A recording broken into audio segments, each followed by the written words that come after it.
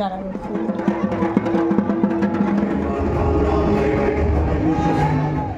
এই দেখো পাশে কিন্তু আমাদেরও শুয়ে নেই, তার মানে আজকে আমার আগেই উঠে গেছে। তা আমি বিছানায় বসেই জানালাটা খুললাম, আর এখান থেকে তো এখন গাছ টাছ দেখা যায় না। আর আমার কাঁঠাল গাছটা যে কাটতে এসেছিল পুরো ঠুন্ডা করে দিয়েছে, ওটাই যে কবে আবার একদম পাতা গজাবে তার ঠিক নেই। তবে না, কাঁঠাল গাছটা যেভাবে ডালপালা ছড়িয়েছিল একটু ভয় পাচ্ছিলাম, কেননা কিছু পোকামাকড় যদি বেয়ে জানালা দিয়ে ঘরে ঢোকে। তা বেডরুমে আর বেশিক্ষণ বসে রইলাম না, চলে এসেছি ঝুল বারান্দার দিকে। গুড মর্নিং বন্ধুরা, নতুন একটা দিন, তার সঙ্গে নতুন একটা সকাল, আর তার সঙ্গে আছে আমার নতুন একটা ব্লগ। আর আমার এই ব্লগটা তোমরা কিন্তু সবাই দেখবে। সবাইকে রিকোয়েস্ট করছি, যখন দেখবে একটা লাইক তো দিতেই পারো, কি বলো? তাই এই যে বারান্দার গাছগুলো দেখালাম। আর আজকে আবার ড্রাইভার ভাইটা আসেনি, তাই ওকেই ফোন করার জন্য আমার কর্তামশাই সকাল সকাল উঠে ফোন করলো। না, ড্রাইভার বারণ করে দিল আজকে আসবে না। তা ব্যাস, ও একটু রাগে ফুলছে, মানে আমাদেরও যে গাড়িটা বসে পড়লো, মানে বুঝতেই তো পারছে একটা গাড়ি বসে পড়া মানে, আর আমাদের ও যে নিয়ে বেরোবে সেটাও হবে না। ও একটু দোকানে কিছু মালপত্র আছে গুছাতে হবে, ছেলেও সাথে থাকবে দোকানে। তবুও মিঠুকে জানালার এদিকে বসিয়ে বললাম, চিৎকার চেঁচামেচি করিস না, তোকে পরে বিস্কুট দিচ্ছি। তা চলে আসলাম চা করতে। আজকে মা পরে চা খেয়েছে, পরে শাশুড়ি মাকে চা করে দিয়েছি, কেননা আমাদের এই চাটা একটু সকাল সকাল বসিয়েছি। আমাদের এখানে খুব একটা কারেন্ট যায় না, আজকে তখন বাজে ভোরবেলার দিকেই কারেন্ট গেছে। বেশিক্ষণ ছিল না কারেন্ট গিয়ে, চলে এসেছে, তাও 1 ঘন্টা মতো, 1 ঘন্টা হবে না, 1 ঘন্টার মতো। ব্যাস তখন ঘুমটা ভেঙে গেছে। আর তার মধ্যে সমস্যা হচ্ছে আমাদের পাখাটা হাওয়া নেই, আর এসি ছেড়ে যদি শুই আমি, আমার অবস্থা খারাপ। হাওয়া নেই বলে ওই যে এসিটা চলেছে, আর এখন নাক মুখ পুরো ভার ভার হয়ে রয়েছে, মাথা ভার হয়ে রয়েছে, উঠতে পারি না। অল্প একটু এসির হাওয়া ঠিক আছে, কিন্তু ওই যে অনেকক্ষণ ধরে ঘর ঠান্ডা হয়েছে, তার মধ্যে বিকেলবেলা মাথা ঘষে স্নান করেছি। ব্যাস আজকে ঠিক আছে, চা খাই। আর আজকে হচ্ছে গণেশ চতুর্দশী, গণেশ পুজো। অনেক জায়গায় বেশ বড় বড় করে হয়, আমাদের ওই দিকেও বেশ বড় একটা পুজো হচ্ছে, আর এদিকে আশেপাশে কোথাও পুজো হয় না। নতুন ব্লগ শুরু করলাম, তোমরা সারাটা দিন সাথে থাকো। আর যারা যেখান থেকে আমার ভিডিওটা দেখছো তাদের সবাইকে জানাই আমার তরফ থেকে প্রচুর প্রচুর ভালোবাসা। হ্যাঁ বলো, কি কোন বাড়ির সামনে? এই কাছেই, তাই শিব মন্দিরে গণেশ পুজো হচ্ছে। আজকে সবচেয়ে বড় প্রধান কাজ মিঠুকে পরিষ্কার করা, কেননা আমি তোমাদের ওর খাঁচার সামনে নেইনি, তখন বিস্কুট দিতে এসে দেখছি কি বিচ্ছিরি গন্ধ, তাও ওকে ওর মধ্যে বিস্কুটটা দিয়েছি, চায়ের বিস্কুটটা, যেই খেয়ে ঠেয়ে নিয়েছে। এইবার একদম পরিষ্কার করে বাটি ফাটি পরিষ্কার করে দিয়েছি। দেখো না রাগে ফুলছে, স্নান টান করিয়ে দিলাম হলুদ জলে। আর আজকে তো শনিবার একটু কিচেন পরিষ্কার করার ব্যাপার থাকে। আর আগের দিন রাতের বেলা তো অনেকে করে, কিন্তু আমি আর রাতের বেলা করিনি। তা এই যে, আর গতকাল রাতের বেলা, আমার রাতের বেলা না খুব একটা রান্না করতে হয় না। এ দেখো, এই যে রুটির চাটু ধুলাম, আবার তো যখন রুটি করব তখন আবার করতে হবে। রাতের বেলা শুধু রুটি করলেই হয়ে যায়, বাবু কিছু কিনে আনে সেই দিয়ে খাওয়া হয়ে যায়। আর আমাদের তো একটু দই বা একটু যখন আম ছিল আমের কিছু থাকলে হয়ে যায়, ঝামেলা হয় না। কিন্তু গতকাল রাত্রে আবার একটু রান্না করেছিলাম, কড়াই টড়াই সব মানে বেরিয়েছে, ওগুলো আর মাজা ঘষা হয়নি, ওইভাবেই রেখে দিয়েছি। তা আজকে তোমাদের তো বললাম যে শনিবারে একটু মোছামুছির ব্যাপার থাকে। আর এমনি দেখো, এমনি দিনও মোছামুছি করি, কিন্তু সেই দিন আবার একটু সতর্কভাবে নুনের কৌটোটা সরাতে হয়, তেলের ডাব্বাটা সরাতে হয়, কেননা ওইগুলো আর শনিবার দিন ব্যবহার করি না, ওগুলোকে একদম হাতের কাছ থেকে দূরে রাখি। আর এই যে এখন গ্যাস ওভেনটা একটু মুছে নিচ্ছি।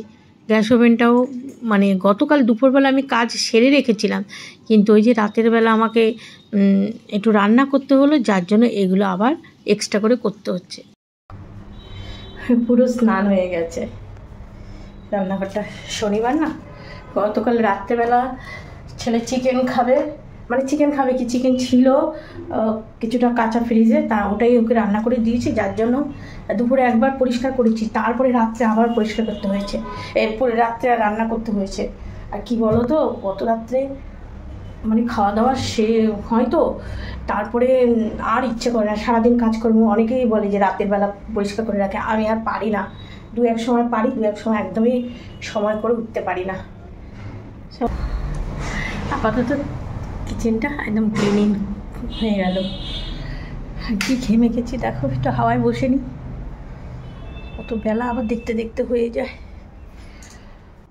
ওদিকে তো মিঠুকে পরিষ্কার করে সোজা কিচেনে ঢুকে গেছিলাম, তাই বিছানার চাদরটা মানে ঝাড়া হয়নি। মানে বিছানায় বসে চা খেয়েছি, অনেকে হয়তো বলবে যে বিছানায় বসে চা খেয়ে খাওয়ার টেবিলে তো গিয়ে খেতে পারো, কিন্তু কি বলো তো, সারাদিনে এই তো মানে একটু চা খেতে খেতে গল্প করা, তারপর তো ও ওর কাজে ব্যস্ত হয়ে পড়বে, আমি আমার কাজে ব্যস্ত হয়ে পড়বো, সারাটা দিন তো ওইভাবেই চলে যায়। হয়তো 2-5 মিনিটের জন্য ঘরে আসে, এটা খুঁজতে ওটা খুঁজতে আবার হুড়মুড় করে বেরিয়ে চলে যায়।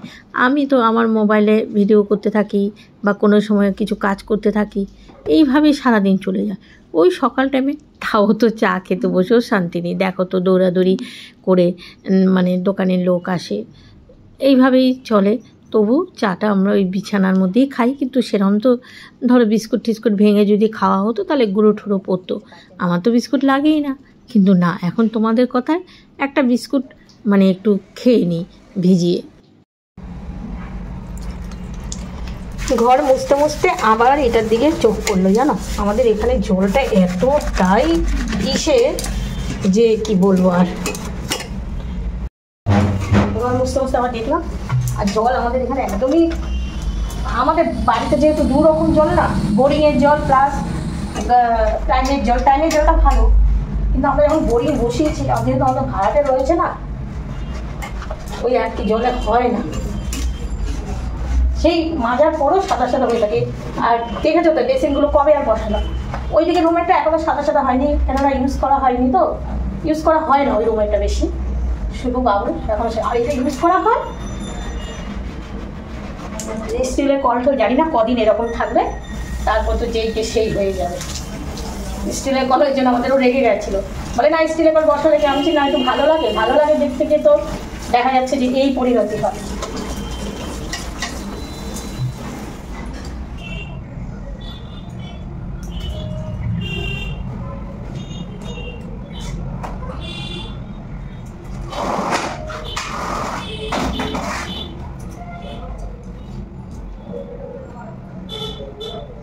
মিঠুকে এখান থেকে নামিয়ে ওইখানে নিয়ে গেছি, মানে না যতগুলো জামা কাপড় দিয়েছি সব কেটে কুটু কুটু করবে। আর আমার বাবু সোনা চলে গেছে মিষ্টির দোকানে, মিষ্টির দোকানে গেছে, কেননা ও মানে জবের থেকে মানে আমাদের বাড়িতে, এই বাড়িতে আগে এমনি গণেশের কোনো কিছু করা হতো না, জবের থেকে ও শেয়ার মার্কেট করে, তাই গণেশ ঘরে একটু বসিয়ে তাকে একটু লাড্ডু মোদক এগুলো এনে দেয়, আর বলবে মা একটু দাও। তা এবার ওনাকে একটু ঠিকঠাক করি, জানি না মন্দিরে যেতে পারবো কিনা, কারণ এটাকে একটু গুছাতে হবে তো। তা ও মানে ছোটো মানে কোনো মূর্তি না, প্রথম বছর একটা মাটির মূর্তি এনে পুজো করেছিল, সেটা আমি রেখেও দিই। পুজো মানে কি সেরকম গণেশ পুজো তো অনেক কিছুই আছে, রেখে দিয়েছিলাম, এই দেখো আছে, কারণ এটা আমার ছেলে প্রথম বছর এনে পুজোটা করেছিল, এই দেখো আমি সুন্দর করে রেখে দিয়েছিলাম, সেটা নিয়ে এসেছিলো। তারপরে আমি তো বাবা আর মূর্তি আনতে হবে না, ঘরে যে গণেশের তোর মনে যদি ভক্তি থাকে ফটোতেও হবে। স্নান করে এসে গণেশটাকে বসানো হয়নি, তার মধ্যে নমস্কার দিয়ে চলে গেল মোদক আর মিষ্টি মানে লাড্ডু আনতে। থাক, ও যতটুকু সামর্থ্য সেইভাবেই পুজো দিলে তাতেই হবে বলো। একবার আমি করেছিলাম জানো, অনেক কিছু ভোগ করে দিয়েছিলাম, কিন্তু আর পেরে উঠি না। আবার দেখা যাক পরে বৌমা আসুক, তারপর যদি ছেলের ইচ্ছা হয় যে একটু পুজোটা, পুজো তো অনেক আছে আমাদের, কিন্তু এখন করে ওঠার টাইম হয় না। ঠিক আছে, পুজো হয় না, আসনে বসে নে, দাঁড়াবে ফুল দুধ। দেখো এরকম পুজো তোমরা দেখেছো? আমার বাবু সোনা একদম গণেশ বাবাজিকে লাড্ডু আর মোদক এনে দিয়েছে। ও আর অন্য ঠাকুরের জন্য আনেনি, ওর গণেশের জন্য এনেছে। আসলে ওর খেয়ালও ছিল না, এখন এনে বলছে ও মা তাহলে শুধু গণেশকেই দেবো, অথচ ভেঙে দেবে না। আমি বললাম যে দে, আবার এই দেখো খাইয়েও দিচ্ছে গণেশকে। তো ও ভেঙে দেবে না, ও লাড্ডু আর মোদক গণেশকেই দেবে। আমি বললাম ঠিক আছে, তাহলে অন্য ঠাকুরকে আমি ফল দেবো। বলো মা অন্য দিন আমি ওই আবার মিষ্টি দোকানে গেলে ওই ঠাকুরগুলোর জন্য নিয়ে আসবো, আমার খেয়াল ছিল না।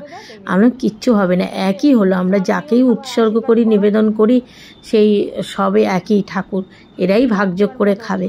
আরও ভক্তি মনে যা পেরেছে তাই পুজো করলো। এরকম ব্রাহ্মণ দেখেছো, দেখো পুরোহিত মশাইকে দেখো। তাহলে বাবা একটু তুলসী পাতা দে, তুলসী পাতা যে আমি একটু ওকে টাটকা দেবো মানে সেই সময়টা দিচ্ছে না। ও ওইদিকে কিন্তু আমার পুজো হয়নি ঠাকুরের, ও ওর গণেশকে পেতে দাও, তাড়াতাড়ি করে আমার গণেশকে পেতে দাও, আমি পুজো দেবো। আর এই দেখো আমার বাবু সোনা পুজো দিয়ে আবার এই যে লাড্ডু খাইয়ে দিয়েছে, মুখে লেগে রয়েছে। দেখো, তা যাক আমার ছেলের পুজো হয়ে গেছে। পুজো দিয়ে বেরিয়ে গেছিলাম, মানে বাবা একটু আয় ঠাকুরের কাছে, তারপর আমি একটা ছবি তুলে নিলাম। এদিকে কিন্তু আমি এদের গুছাতে পারিনি, ওর এত তাড়াহুড়া, মা আমাকে আমার গণেশকে ঠিকঠাক করে দাও। এদিকে আমার পুরো সব ঠাকুর রয়েছে, কিন্তু ওর গণেশকেও আগে পুজো দিয়ে ধূপকাঠি চালিয়ে ঠিক আছে আমি এদিকে পুজোগুলো দিই। লাড্ডুটা না বেশ বড় সাইজেরই ছিল, ও যখনই আনে প্রত্যেক বছর একটা করে বড় লাড্ডু আনে, আর খেতে কিন্তু লাড্ডুটা দারুণ টেস্টি ছিল। একটাই আমরা সবাই ভেঙে ভেঙে একটু করে প্রসাদ নিয়েছিলাম। আর এই যে মিষ্টির দোকানের কচুরি আর ছোলার ডাল এনেছে। এই একটা ঝামেলা রোজ রোজ যে কি রান্না করব। অন্যান্য দিন তাও হয়, এই যে শনিবার আজকে যে কি রান্না করব। ছেলে তো অন্য ডাল খেতেই চায় না, মুগ ডাল ছাড়া। ছেলে নিরামিষ মিষ্টির দোকান থেকে কচুরি এনে তো খেলো, আর কচুরির সঙ্গে যে তরকারিটা দিয়েছে সে তরকারিটা রয়েছে, আমাদের ওকে দুটো রুটি করে দিই, ওই দিয়ে খেয়ে নেবে। তারপরে রান্নার পর্বতে যাবো, কি রান্না করবো সেটা ভেবে পাচ্ছি না এখনো। ছেলে এখন বলে হালকা কিছু করো না, যে খেতে বসবে তখন আর যে কিছুটা তরকারি রয়েছে খেয়েছে। আর এই যে তরকারি ছোলার ডাল, মিষ্টির দোকানের তো ছোলার ডাল। আগে জানো তো রুটি করার কথা শুনলে গায়ে জ্বর চলে আসতো, ইচ্ছে করতো না, এত আলসিতে ধরতো। কিন্তু এখন যখন থেকে ওর একটু মানে ডায়াবেটিস ধরা পড়লো, তখন আমাকে তো দেখো আমি সকালে রাতে যখনই হোক আমি রুটি পরোটা এগুলো করে দিই। একটু মানে যে করে দেবো না বা কিনে এনে খাবে ওটাও ভাবি না, না কষ্ট হয় হোক একটু রুটি করে দিই। মন্দিরে যেতে পারলাম না, বিকেলবেলায় যাবো। আর এদিকে দেখলাম সিএসসির গাড়ি ঢুকেছে, বলা যায় না লাইন অফ করতে পারে, ভোরবেলার দিকে তো কারেন্ট গেছে। আর রান্নাতে কি করবো ভাবি বসিয়েছি, এখন চিন্তা ভাবনাই করতে পারলাম না। দেখা যাক কিছু একটা তো করবো।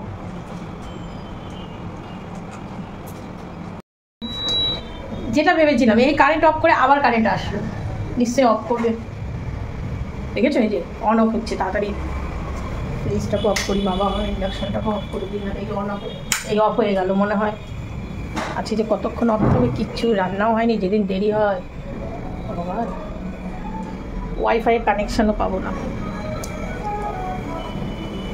কারেন্টটা আসেনি, তা ডালগুলো ঢালবো, রান্নাঘরটা তো অন্ধকার। চলে এসেছি একদম ডাইনিং টেবিলের ওপর ডালের কৌটো নিয়ে।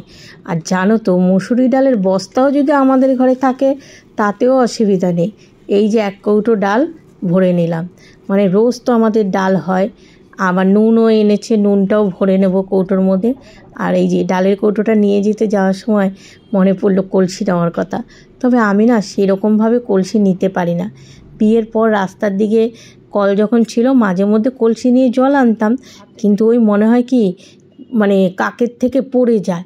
কলসি ভালো নিতে পারে আমার ছোট বোন, মানে ওর রোগা পাতলা ছোট্ট শরীর হলে কি হবে, ও বড় বড় কলসিও কি সুন্দর কাকে নিতে পারে। এই যে ভাইয়ের ছেলের বিয়ের সময় ও আমার ছোট ননদ ওরা দুজনেই খুব সুন্দর কলসি নিতে পারে, আমিও পারি না, দিদিও খুব একটা কলসি নিতে পারে না। তা অনেক দিন পর আজকে ওই কৌটোটা নিয়ে যাওয়ার সময় কলসির কথা মনে পড়লো। আর এই চালতাগুলো কাটতে যেই বসেছি তখনই তোমাদের সঙ্গে কথা বলছিলাম, তা ব্যাস কারেন্ট এসেছে। দেখো না আমার কি খুশি, ওই দেখো কারেন্ট চলে এসেছে। ভালো হলো কি পাম্পটা ছাড়ি, কেননা এই বারবার কারেন্ট আপ ডাউন করছে, কখন আবার গিয়ে অফ করে রেখে দেবে। পাম্পটা একটু ছেড়েই দিই। ডালটা ফোন দিয়ে ভেন্ডিটা ভেজে নেব। জানো এইটা না বেশ আরাম আছে, এটা কালকে বের করেছি, আলমারিতে ছিল, বের করে রাতে ধুয়ে দিয়েছি। বেশ এটাই ভাবছি রোজ ধুয়ে রান্নার সময় করে নেবো। এই যে মটর ডাল চালটা দিয়ে,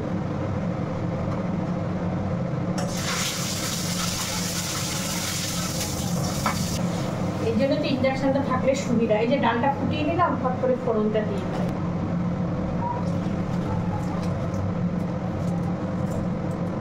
কিছুটা ডাল তো চালটা দিয়ে হলো, আর কিছুটা ডাল শাশুড়ি মা চাল কুমড়ো আর উচ্ছে দিয়ে তিতর ডাল করবে, আর একটু বেগুন ভাজা করবে।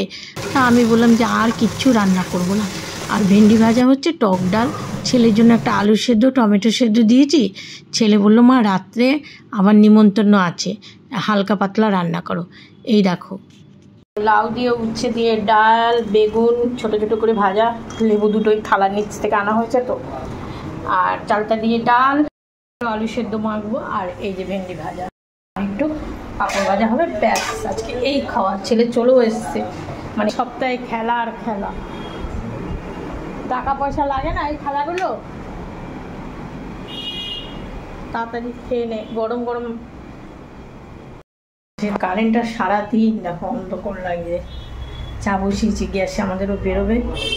হ্যাঁ বাবা টেবিলে রেখেছি, দেখ গা হাত পা ধুয়ে নিয়েছি, তা ওকে একটু চা দেবো, অন্ধকার অন্ধকার লাগছে।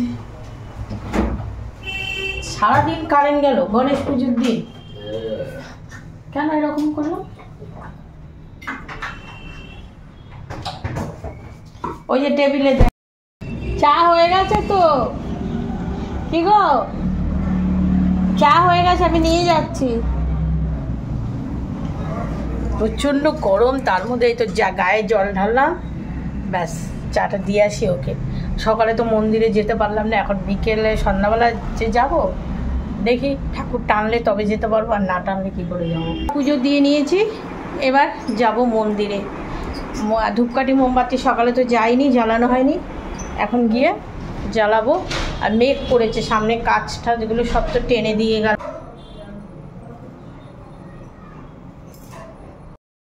মন্দিরের সামনে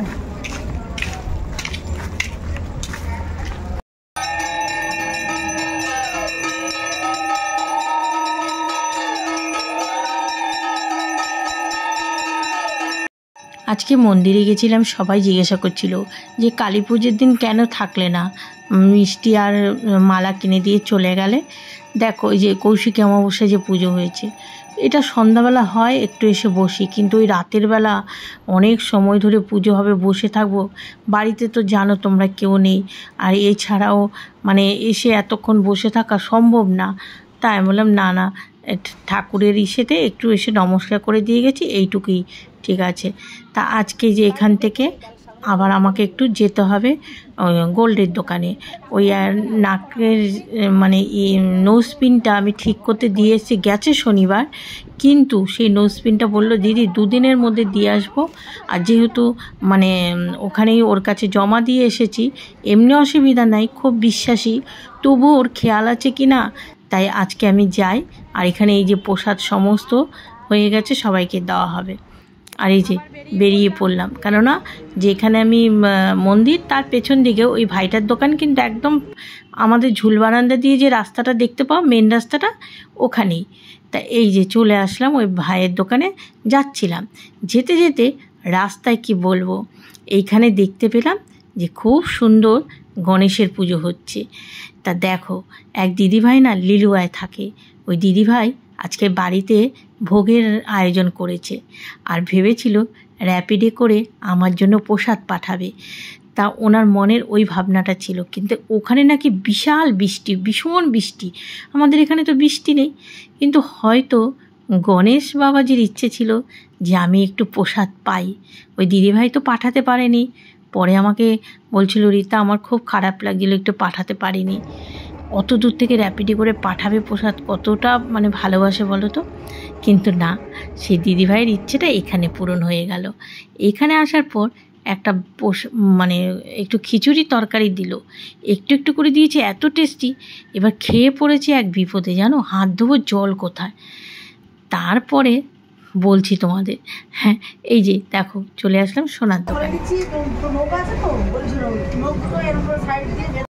আসবো আসলে ভয় পাচ্ছে না, কবে আসবো? 2-3 দিন লাগবে। রেকর্ডিং করে নিলাম, কিন্তু রেকর্ডিং করে নিলাম। 2-3 দিন পরই আসবো, সেদিন বলেছিস 2 দিন পর দেবো, ঠিক আছে? কালকে হ্যাঁ রেকর্ডিং এ চলছে, নাহলে কাল। ও এইদিকে আবার একটা পুজো হচ্ছে, এই গলি দিয়ে আগে এসে চলো, আরেকটা পুজো হচ্ছে, দেখতে পাবো। ওখানে তো খিচুড়ি বসে খেয়েছি, এবার হাত দেবো, গ্লাস জল পাচ্ছি না, যেখানে জল ছিল জল শেষ। তারপরে মানে আমি চিন্তা করছি কি করে হাত দেবো, দেখি একটা বোতল জল ছিল, আমি হাত ধুয়ে চলে এসেছি।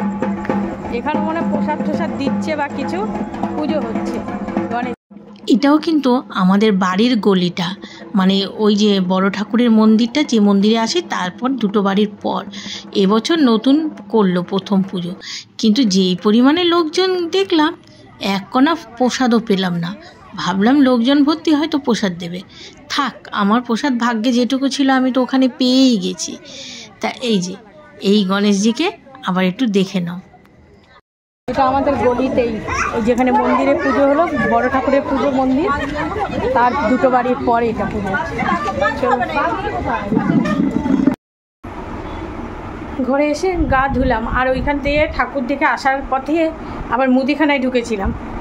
মুদিখানায় ঢুকে একটা থামস আপ নিলাম, গরম লাগছে খাবো, আর ঘরের কিছু জিনিস নিয়ে আসলাম, তেল, বিস্কুট, একটু লঙ্কার গুঁড়ো, দই, এগুলো মানে ব্যাগে টাকা ছিল, তাই আমি ভাবলাম যে এসছি যখন কিছু টুকিটাকি জিনিস না তো ওরই আনতে হয়, আমাদের ওকে বলতে হয়, তা ওগুলো নিয়ে এসছি। আর ওগুলো বেশ একটু ওয়েট হয়েছে, 3 প্যাকেট তেল, তারপরে হচ্ছে বিস্কুট 4 প্যাকেট, 2টো দই, বেশ এক হাতে ওয়েট ভালোই হয়েছে।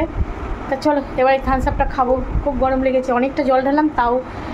আর ব্লগটা শেষ করি বন্ধুরা, তোমাদের সঙ্গে আবার দেখা হবে আগামীকাল নতুন ব্লগে। সবাই ভালো থেকো, সুস্থ থেকো। রাতে আর রান্নার ঝামেলা করতে হবে না, কারণ আমার ছেলের আবার কোথায় গণেশ পুজোর নিমন্ত্রণ, গণেশ পুজো না এখন ঘরে ঘরে সবার মানে দেখা যাচ্ছে যে শুরু হয়ে গেছে। আগে অতটাও হতো না, আমাদের গলিটায় যেখানটা দেখালাম ওখানেও আগে হতো না, এই বছর প্রথম দেখলাম। ঠিক আছে, সবাই ভালো থেকো, সুস্থ থেকো, শুভরাত্রি, টাটা।